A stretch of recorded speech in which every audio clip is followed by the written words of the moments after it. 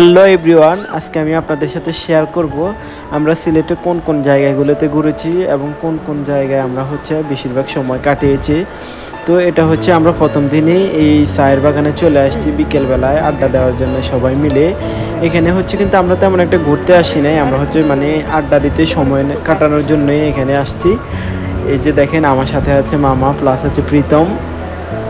তো আমরা বিকেলবেলাটা এই চায়ের বাগানে সময়টা কাটিয়েছি, অনেক ভালোই লাগছে।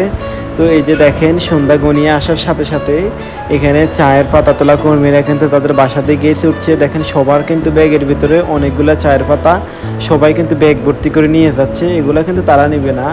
তো তারপরে আমরা চলে আসছি অন্য দিনে। কিন্তু এই যে দেখেন রাতারগুলের ভিউটা আসলে কিন্তু অনেক জোশ ছিল, যদিও পানি কম থাকার কারণে খুব বেশি একটা আমরা ওইভাবে ভিউটা পাই নাই, তবে অত খারাপ ছিল না। আজকের জন্য এইটুকু।